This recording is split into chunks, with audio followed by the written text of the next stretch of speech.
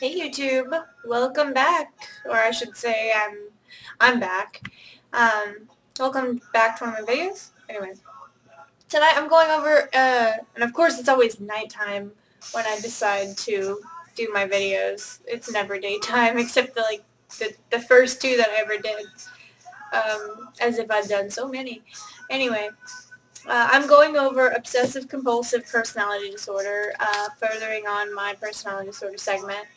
Um, I really can't remember what I was about to say, so I'm going to say something else. If you didn't watch my other videos on personality disorders, I'm going to tell you a little bit about what a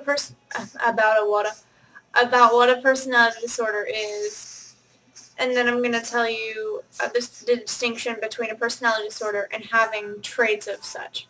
Okay, so a personality disorder is a disordered personality, basically. There are 10 personality disorders. A personality disorder really is an enduring pattern of inner experience and behavior that deviates from the expectations of your culture, age group, things like that, and it's pervasive and inflexible.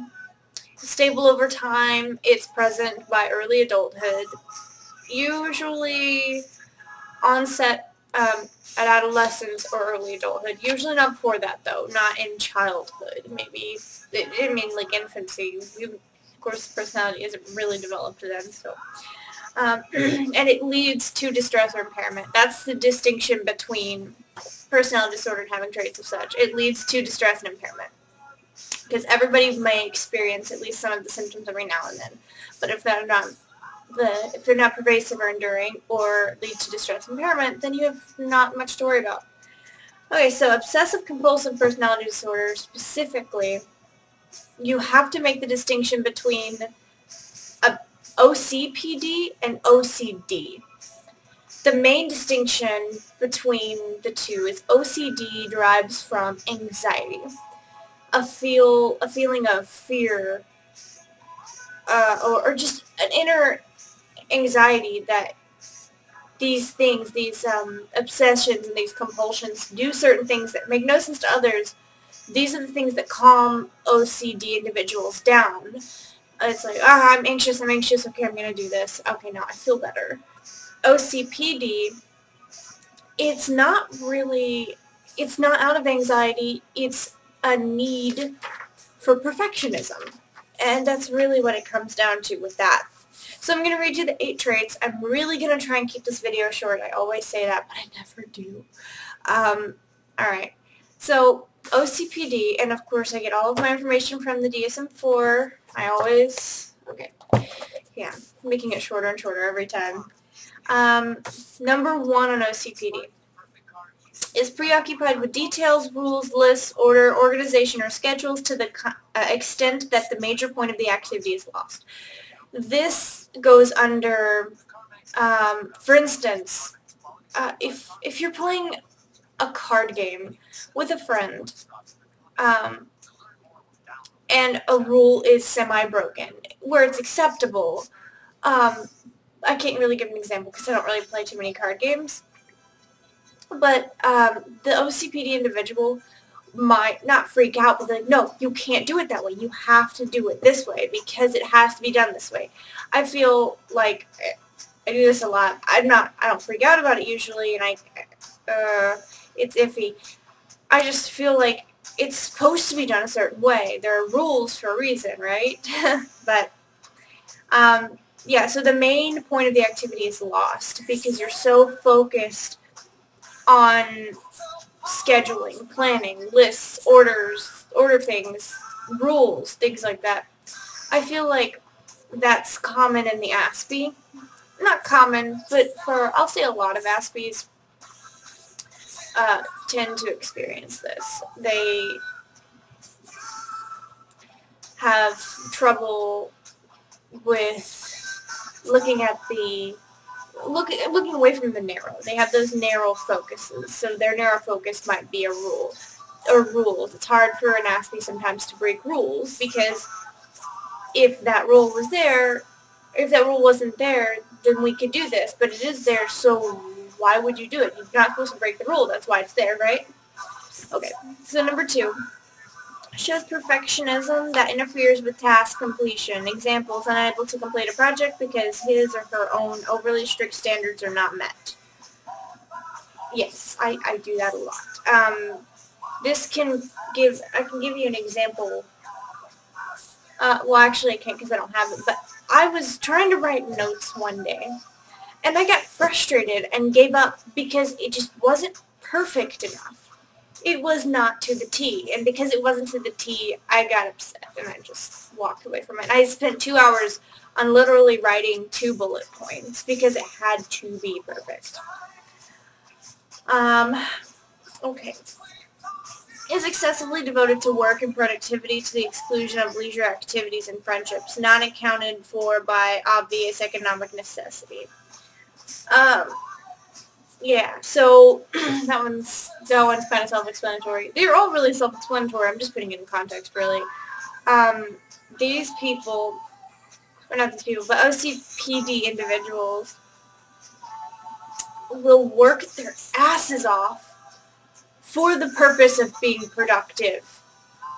But it's like if they try to take their leisure time, they don't feel adequate in that because they feel like they have to be productive. They have to be efficient in something because friendship, I don't have time for that. I have to be productive.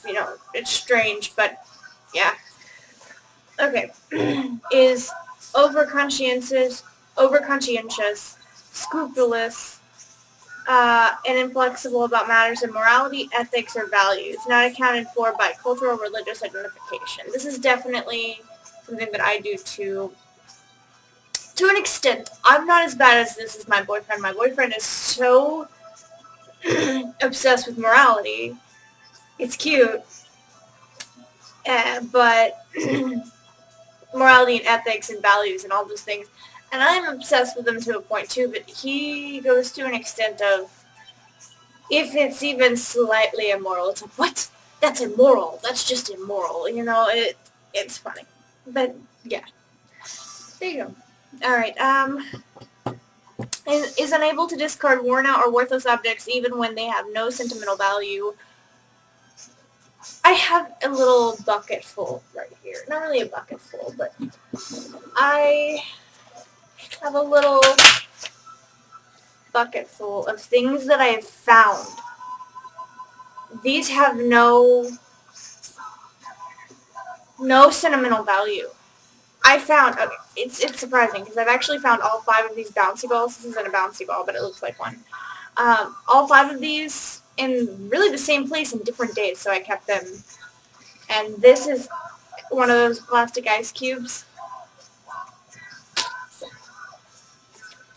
It's a light bulb. I don't know. I don't really care for them. I just picked them up. Aspie thing. Picked them up because I thought they were cool. But now I can't throw them away. I can't do it. Even clothes that don't fit me, I can't throw them away because I don't know.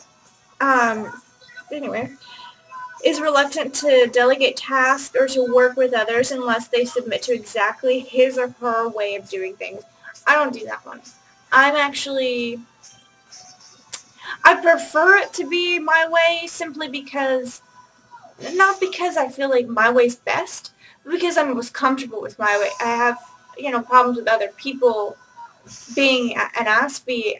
I don't always get others' thought processes. Processi? I made that up. Pretty sure I made that up. But processes. I don't know. It doesn't sound right now. Processi. I'm going to say processi regardless, and you can deal with it. I don't really comprehend their thought process as well as I comprehend my own. And I think a lot of people do that regardless of being an Aspie or not. But that's why I would prefer it that way. But I think the OCPD does it because they feel like it needs to be done that way because that's the right way to do it. That's the right way, because they're so strict with themselves that of course that's the right way to do it. They're so strict. 7, adopts a miserly, miserly? I actually don't know that word. Adopts a spending style toward both self and others. Money is viewed as something to be hoarded for future catastrophes. I don't do that. I don't hoard money. I have a problem with being an Aspie. Really, not all Aspies have this problem, of course, but I have a problem with money.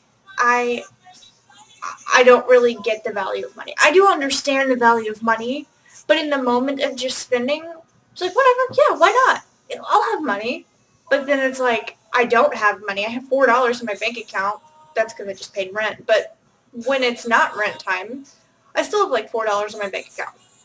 So I don't do that one. But that one really, that one's self-explanatory. You know, they hoard money. They save every last penny because money is meant for living, not for frivolous matters. You know, it's for surviving.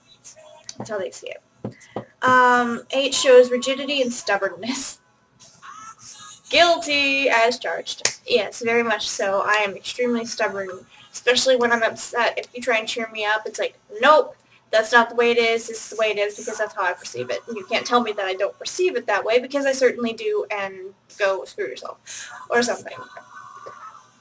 Yeah, but yeah. So, but that's not just when OCPD individuals get upset.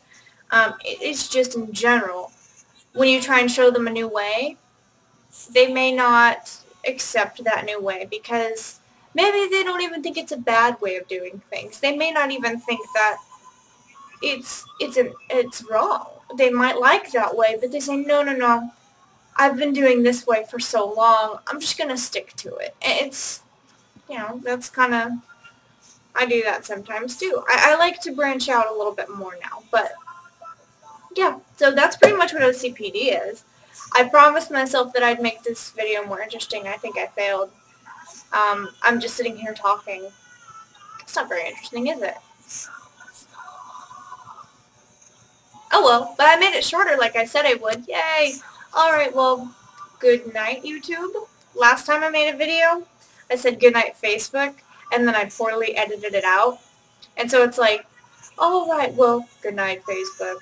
And it's like, well, oh wait, good night, YouTube. And then I edited that out, and it's weird. You should go watch it. Okay. Actually, good night, YouTube.